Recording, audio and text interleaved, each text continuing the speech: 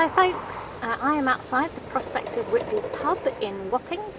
It's a very old pub, it's been here for many centuries, claims to be the oldest riverside pub in London, but what I want to show you is not really anything in the pub itself, it's what's behind the pub.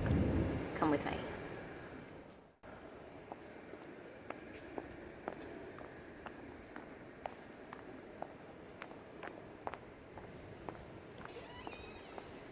Just a note, if you are going anywhere near the Thames foreshore, be aware of the tide coming in. The PLA has a website where you can check the tide times, and take a mobile phone with you, the currents are really dangerous.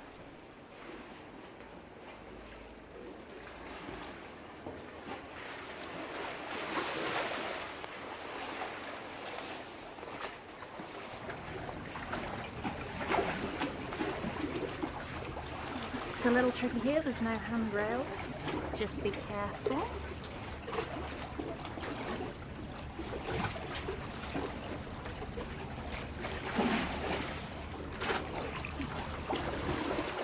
There it is.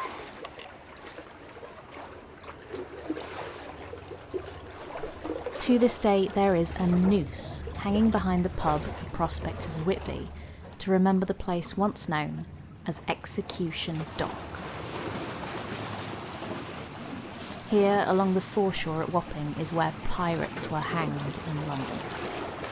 You see, piracy, by definition, doesn't happen on British land.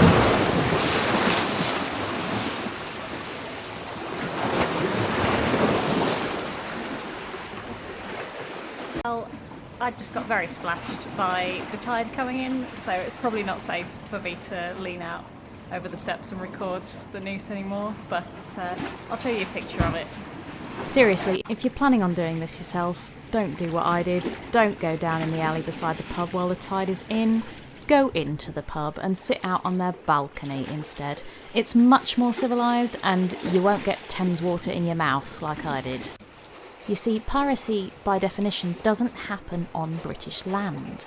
The Admiralty, who are the people arresting these pirates, don't have any land to build a gallows, so they use the shore of the Thames, which is only ever visible when the tide goes out, and is otherwise at the bottom of the river. The execution of a pirate is a big event. They're paraded on a cart from their prison to Wapping.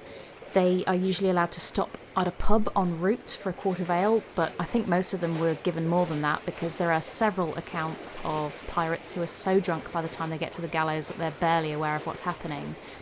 Often a particularly short rope is used so that the victim's neck doesn't snap and they slowly strangle to death instead. In 1701, notorious privateer William Kidd is hanged here not once, but twice. The first time they try it, the rope actually snaps. You'd think once would be punishment enough, but apparently this isn't taken as an omen or anything, because they just sit him in the cart while they retie the rope and try again. It works the second time. But piracy is deemed so noxious and harmful that the punishment doesn't even end after death. Instead of being taken down and buried, the corpse is first left there while the tide comes over it 3 times. Then the body is taken down and put in an iron cage called a gibbet. These are left hanging along the side of the Thames as a warning to any would-be pirate, like a gruesome set of traffic lights. Kidd's body is left out for 3 years. So that begs the question, does it work? Does this gruesome form of punishment create a deterrent? Kidd lived during what we call the golden age of piracy, from the 1650s to the 1720s. Piracy is a really big problem for Britain in this period. We have this huge empire built largely with naval power, Britannia ruling the waves. But in the Caribbean, there are lots of uninhabited islands and inlets to hide in, almost no law enforcement, and lots of merchant vessels laden with expensive goods. It is ripe for piracy. Moreover, Britain actually encourages pirates. Sometimes. At the beginning of the 18th century, there's this massive war between us, Holland, Spain, and France, all great sailing powers, and we all realise that when piracy happens to the other guys, it's a good thing for us. So all 4 countries hire official pirates called privateers, and lots of extra sailors to bulk out their navies. When the war is over, Suddenly there's all these privateers and trained sailors with what were once marketable skills suddenly out of a job. And they can't even retrain in cyber back then. Many turn to piracy instead. When the war is over, there's a big clampdown on pirates. Britain hires pirate hunters and adds more law enforcement to the Caribbean islands. They're trying to make the business less profitable. There are fewer places to fence stolen goods and fewer ports pirate ships can call into to make repairs. But at the same time, they also offer pardons to pirates who want to get out, and lots of pirates take them. In fact, the most notorious pirate of them all, Blackbeard, gets an official pardon from the king, although he goes back on it later. And it seems to be these two policies that address piracy as a structural problem, rather than public capital punishments for individual bad pirates, that really puts an end to the golden age of piracy. Hello to everyone who's been sent here by either Tom Scott or Jessica Kelgren-Fozard. You guys broke my analytics. Thank you very much.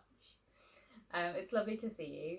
I am currently studying and working full-time at the moment, so I wasn't really planning on doing another video until the new year, but since we had an extra lockdown, I had a little extra time. Until then, I am now on TikTok, so go and see me over there, I guess, where I'm doing kind of little mini historical stories, just stuff I happen to be reading about at the moment, and I will see you later on.